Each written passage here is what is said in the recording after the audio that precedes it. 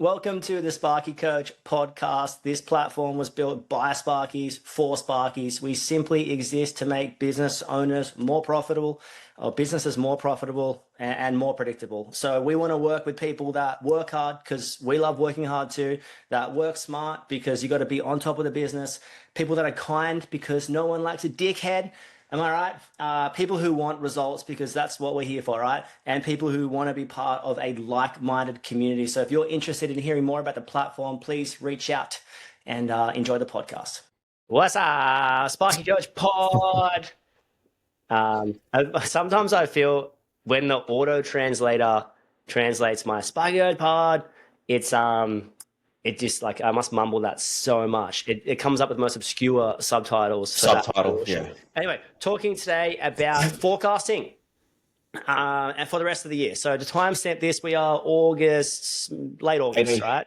August 2000. Mid-August to just chipped over. Mid to late August, you would say. So it's just time to to go get a coffee, go get an acai bowl, go get some lunch at some point, set some time aside and baguette. Go get a baguette. You're saying baguette pretty weird. Is that deliberate?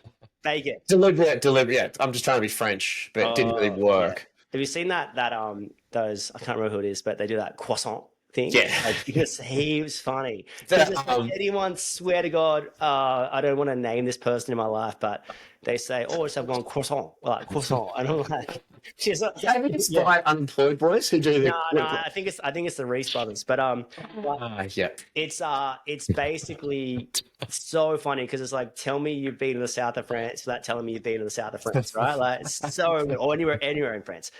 So anyway, talking today about forecasting and time to take stock and work out what the rest of the year is looking like. And I don't want this to be demotivating because it's like if you take stock and you look at the rest of the year and you're looking like a blank whiteboard and you go, that's actually a good realization to have. And this is what our workbook brings up. And I was on this sort of train of thought. Our workbook will show you a result.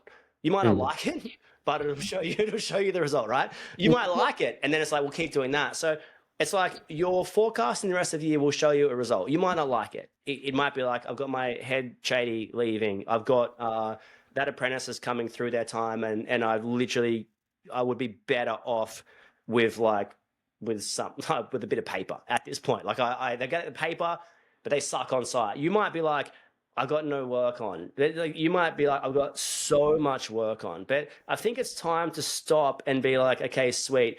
We're in mid to late August.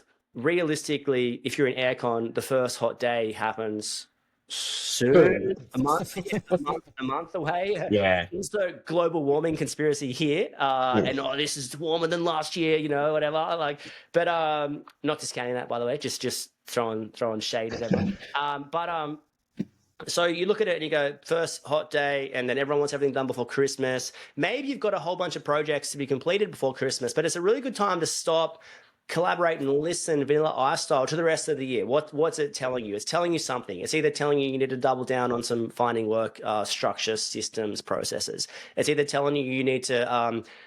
Sometimes you can pull yourself back and be, holy crap, I've got a fourth year I'm charging out at X.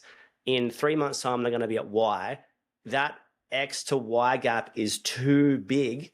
Maybe you're on a cost plus job and you're charging someone out at 75. They've got to go to 120 soon. You got to pick an interim rate here because you can't just charge that in August and just jump for no particular reason, a hybrid rate. But it's amazing what happens when you pull yourself back. Sometimes you look at it and you're like, I've got the 46 Stewart Street job finishing and the 18 Fred Road. I'm just trying to think of streets. Smith Road. I've got that unit job finishing. I like to compartmentalize the work into sort of 0 to 1 days, so just a small job, and then a 2 to 5 days, a mid-sized job, and a large job, which should be like sort of ongoing something, which you sort of factoring in visits more than likely, and then you got your ongoing stuff. That's how I like to do it on a whiteboard because it'll give you more context to. It depends on what style of work you're doing, obviously, but I think it's time to stop and be like, what are we forecasting and specifically workload and hiring, because how long would it take you to find someone to hire 1 to 8 weeks, 1 to 8 months, 1 to 8 years, like 1 month to 8 years at this point. Like they're not around every corner. So if you're predicting a busy season, you might want to get on the front foot. If you're predicting a busy season, you might want to get on the front foot of looking at for apprentices. So if you're predicting a busy season, maybe now's the time to hire an admin or chop and change everything. But sometimes when you pull yourself back and you look at the rest of the year sort of thing, it can give you some really good context to what's going on, to what money you're expecting to come in. To sometimes you pull yourself back and you go, oh, holy crap. I was speaking to someone, they had an extra staff member recently and they're like, you'll never believe it, we filled their weeks up. And I'm like, no, I believe it, because I believe it, because I remember usually the goal, it's very easy to say from an office and very hard to do, but very hard to do in trade land. But the goal realistically is that you would travel, if you've got, say, 10 staff, you would travel with a tradie apprentice team, or at least a tradie, just bare schedule, no schedule, just able to slot in and fix stuff where, like, fix the emergency stuff, but able to slot into the project stuff for a couple of hours, 4 hours, 2 days, 1 day, just to have that home base sort of job, because work comes in every single week. That's how you stay busy. That's how you stay productive. That's how you stay profitable. That's how you stay fruitful, because the phone keeps ringing. And if the phone rings and it's an emergency you can't get to, or you've got to pull people off jobs to get to, it can be super annoying and super not profitable for those jobs, and you're letting people down everywhere.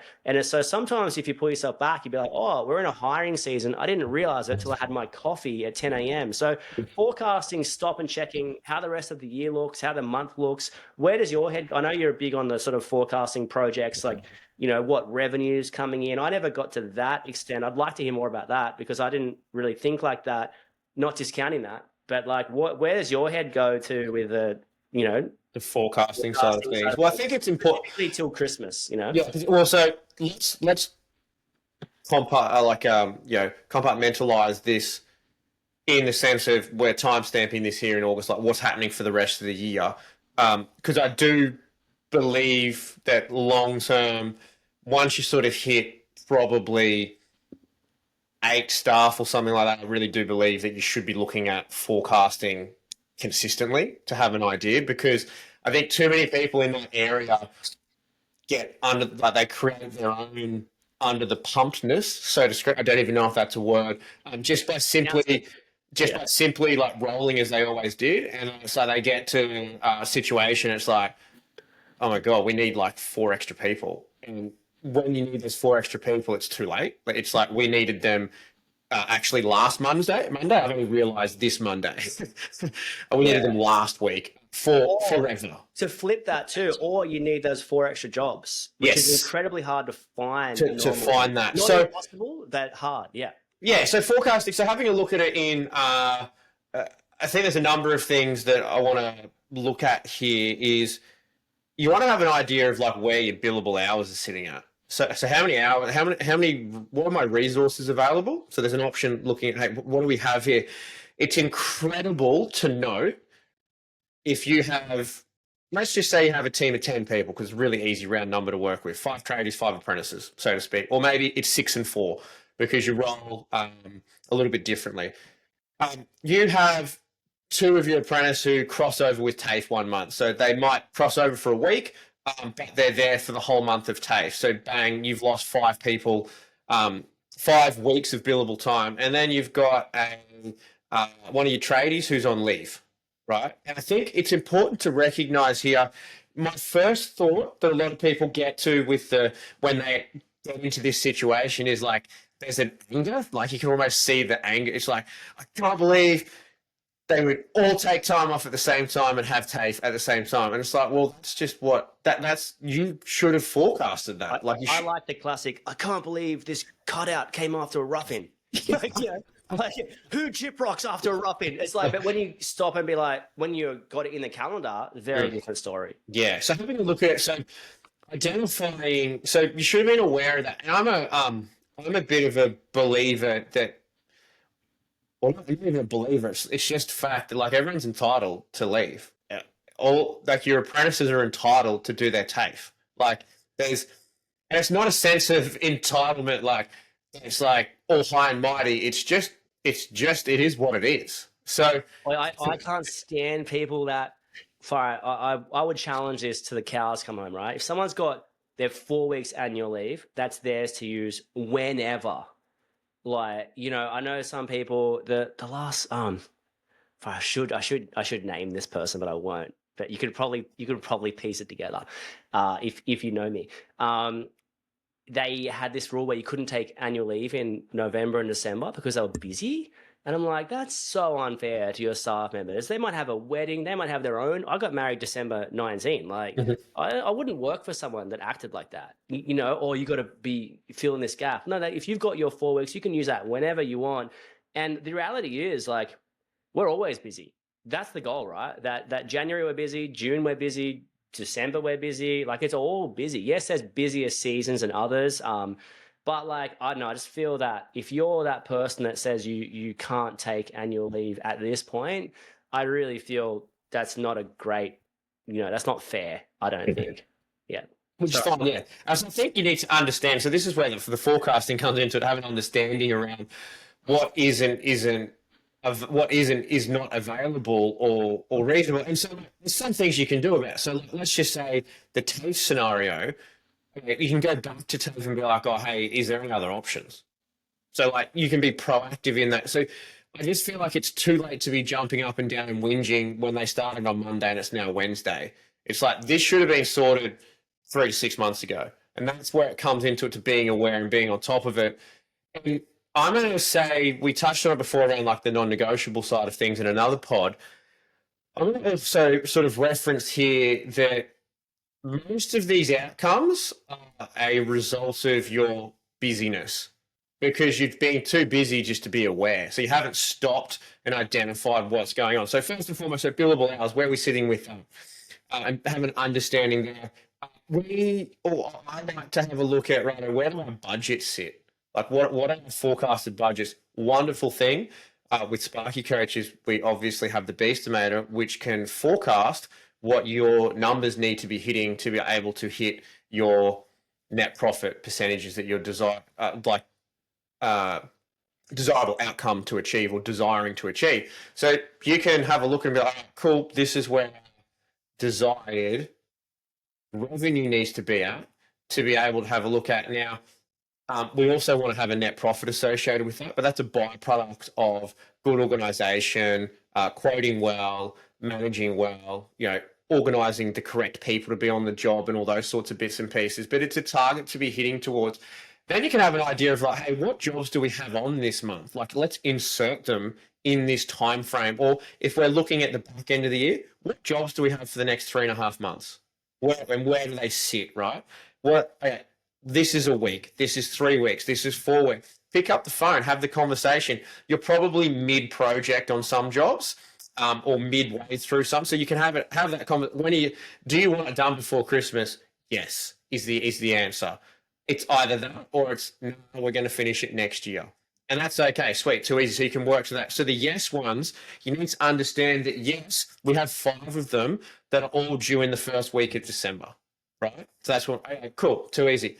Is there any ways we can combat this? Can we look at getting in a bit earlier to do something? And this is where communication comes into it. Hey, is anything happening on the outside of the building first before? Oh, hey, so the way Bobby the builder works is that he likes to paint and strip the scaff at the same time and just finish all of outside. Sweet. So there's a chance that we can go there and fit all of outside off. And, bearing in mind this is quite a large scale job, so there's a lot to go. There's a lot to go into it. Generally, probably going to take a number of days. So we can get on the front foot at the cutout. What else can we get done at the cutout to get on the front foot to be aware? So I can't handle the comment of like, I can't believe they wanted it done before Christmas. You know what I mean? When they started the job in January, is that not just a reasonable expectation that they want to finish it this year?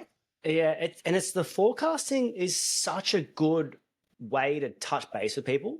100%. Like, so, you think about the kind of service you want to be providing. If you're thinking of service, the kind of service you want to be providing, my head always goes to the kind of service you want to provide is the kind of service you provide when you're quiet. That'll almost sum it up. So when you're quiet, You're so incredibly responsive. You answer the phone, you get the quotes back on time, you get into site. You know, when someone needs a quote done, you'll drive to site and you'll get it done. And that's the level of service you want to be providing. Your invoices on time, your quotes on time. You know, like everything's happening at a really healthy pace that is best product. That is the best product for the end client, right? But like, so if you're quiet, you're chasing the cutout and fit off and, you know, that next stage of job. Hey, just check in when. Hey, just check in when you, hey, just check in when. Why? Because you need to fit that job in. You should always operate like that. You should operate like that when you're busy. You should be on the front foot chasing to put it in the schedule because it's going to give you context if you need to hire or not and how desperately you need to hire or not. Because when you just sort of pie in the sky in the next 1 to 2 weeks at a time, a gentle breeze can knock you over because you haven't calculated for it. When if you check the weather app, you would know the southerly is coming up tomorrow. You know, like so it's just interesting. You can I'm waiting for southerly. but you can forecast. The forecasting gives you so much context to the health of your business that you should be stopping and checking.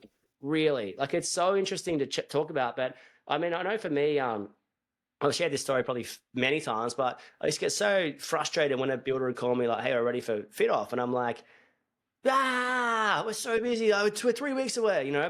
But realistically, I should have. What happens after deck work happens after undergrounds? What happens after roughing? What happens like the next stage of the job happens? And how long do you want to hand this house over? Yeah. But then if the client actually wants to live in this house, you're kidding me. The commercial people want to move in, like there's a deadline. But if you know that and you can provide a good service, because you think about it, what do you really want out of that long-term client, or sorry, out of the client giving you repeat work? You want them long-term. That essentially that's in a nutshell what you want: profitable work from good people that give you consistent work in the long term, right? So if you let them down on this job and you're difficult to deal with and everything's you can maybe expect that you're on the way out eventually. Someone will come and sneak in the side door. How did they get another quote from those people? Why? Because your product sucked. Like you let them down. You were cutting out after painting. You were roughing in too late. You know the gyprockers couldn't start here because you did this. A plumber couldn't do this because you did this. And insert issue here. But so many times in your business, you got this we talked about it a few pods ago, this self-inflicted hurricane. Like you created this problem and now you're in the fruit of this problem and you're complaining about it, but it's self-inflicted. I stabbed myself in the leg and now I'm complaining that my leg is sore. It's like I lost this client, I'm complaining about it, but if I look back, I know exactly what happened and when it happened and how I lost them. I'm delayed on this. I can't get this cable through because I wasn't here at the right point. Why? Because I was disorganized, as I didn't write something down. I didn't schedule it properly. I didn't insert whatever. So sweet. Well, that's your fault, you know. So the more you can take responsibility for, the more you can control the controllables, the more you can run a successful business. If your business is just, and this is maybe the biggest thing in forecasting, maybe summing it up is like, it's literally making sure like you're sort of controlling what's happening rather than just absorbing what's happening. You're taking control over that. Yeah, I have no work. I need this. I have lots of work. I need this. I have these clients are working really well. These clients aren't working really well. These jobs are working really well. These jobs aren't working really well. This is where I'm excelling. This is where I'm falling down. My office days suck. They need to improve. So that's incredibly interesting. The forecasting is almost stepping back and grabbing with two hands the wheel, Fast and the Furious style, and driving in a direction where you want to go to. Where sometimes in business, it can feel like a gentle breeze knocks you over, but you could have forecast that gentle breeze. You could have pulled yourself back and seen that coming. You could have seen that. If you had the chat to that staff member, you would have known 6 months ago they were thinking about going to Europe for 3 months. If you had a chat with that client, you would have known that you're in the Rockies, right? On demigod, or in the Rockies, right? Like you would have known you're in Rocky territory. If you'd pull yourself back and stop thinking you're above reproach. And I shared this story, I think in the Willman pod the other week, but like we had this best client ever. And this plumbing business owner had this head tradie who was an absolute tool, like full weapon on the tools, but an actual tool. And he was so difficult to work with. Everything was a problem. Like the whole site was walking on eggshells around this guy. Long story short, you know what happened. The the business owner lost the client. Best client ever. Why? Because they're employing a dickhead, essentially. Great at their job, but an absolute tool to be in and around on site and incredibly difficult to work with. Everything was an issue. Everything was a problem. You can probably list people that you know like that, right? So that you've worked with before or that have been in the company before, whatever. So, and when that plumber got replaced, the business owner was calling the client, oh, we just need to give us another chance, give us another chance, give us another chance. They had their chance and they blew it. And this is what people don't realize. A lot of things you don't get second chances for. They had their chance, they got dealt their cards, they got dealt a good hand, and they blew it. You're not getting that hand back. You've lost that person potentially forever because you took advantage of them for too long now. And the best clients have had enough. The forecasting would have showed that. If you pulled aside and been like, we've got this great client doing good things, oh, but like I'm touching base with the builder a lot.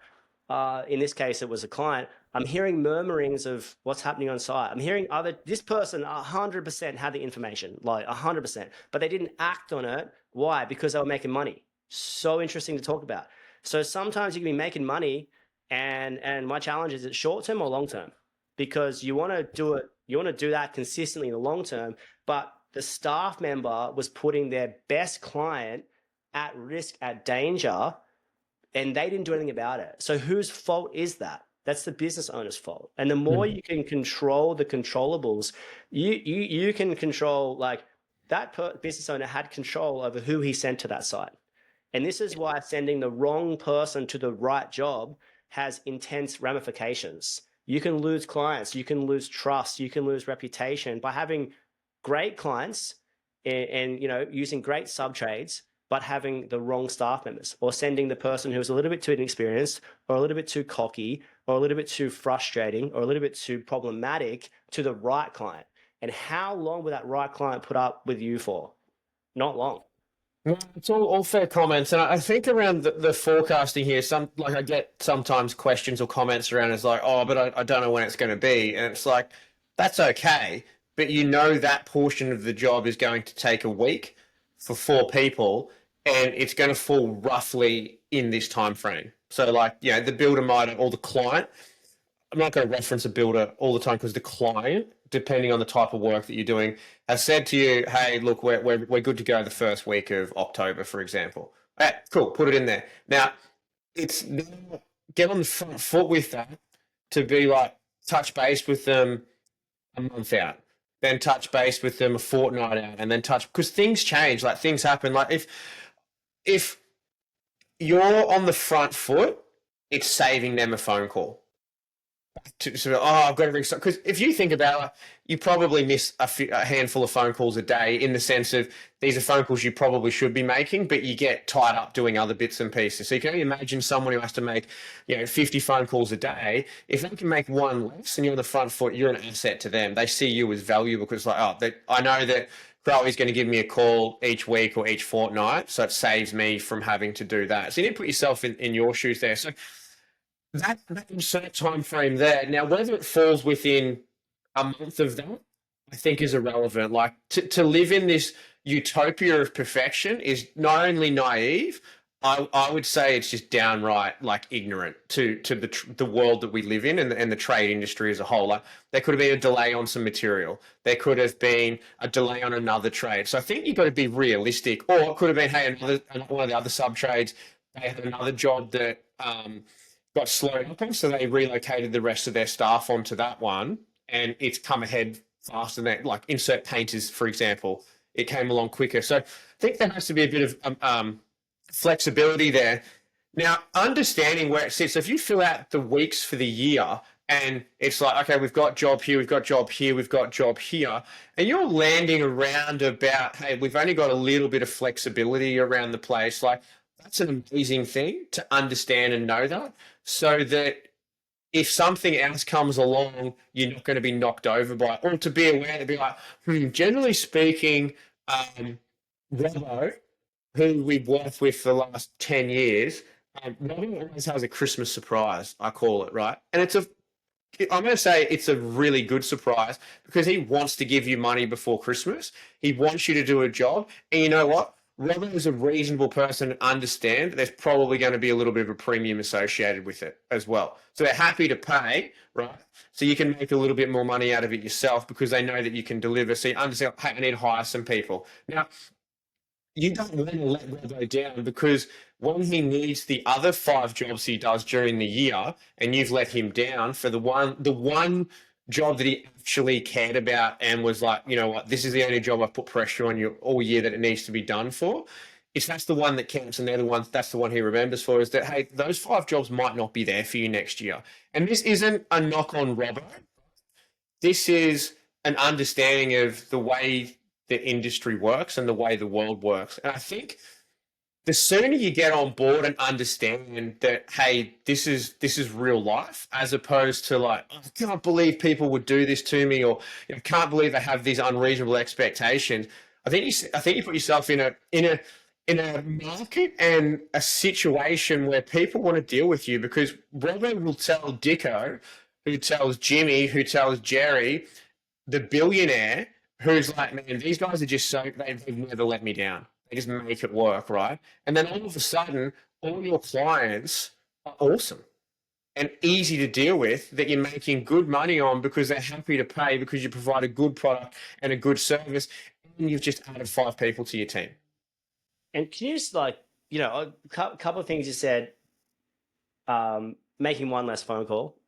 So letting the ideal client make one less phone call. You got to think, you are such a small, as a service trade, you are such a small part of someone else's life. Like you are 3 to 5% of the contract, 10% of the contract.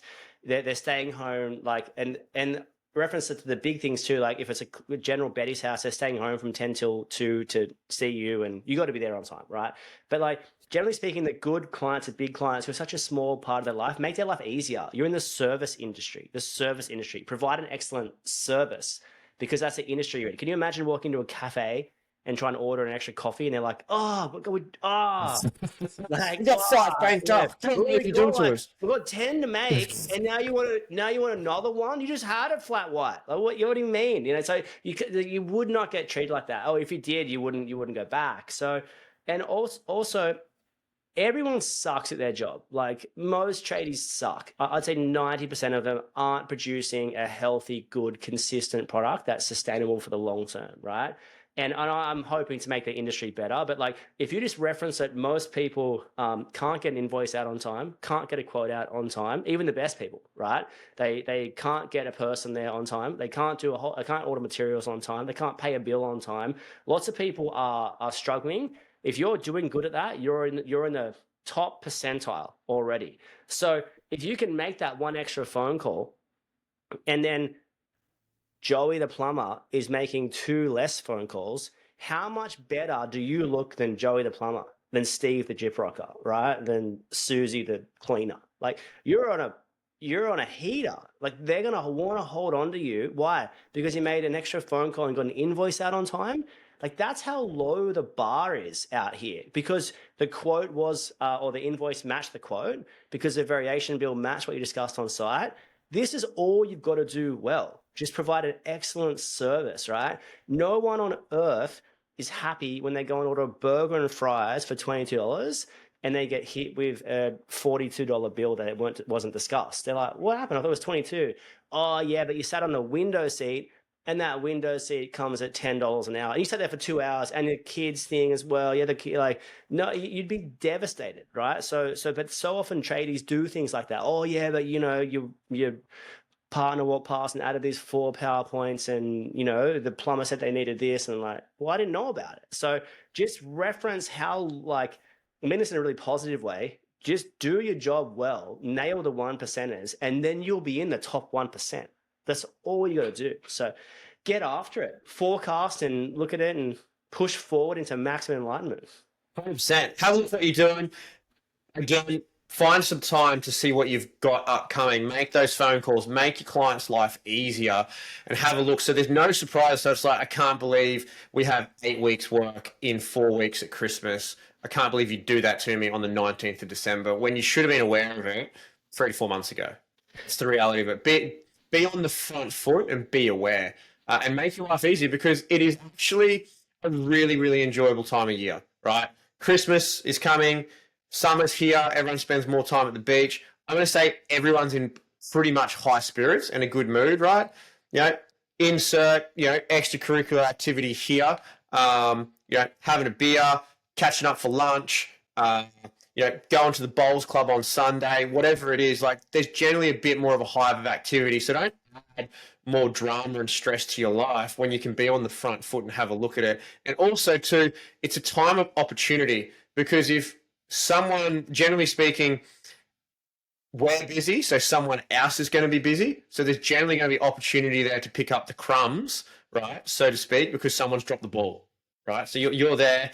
Mark Taylor styling the slips to the great Shane Warne bowling at the MCG on Boxing Day and taking a ripper in slips that could change your life if you catch that ball. So take care. Enjoy and forecast out. Peace. Catch ya. That's a wrap on another podcast. Whatever you're doing, don't be too busy to stop and check if you're making money. And above all else, you know the rules. Be kind. See you soon.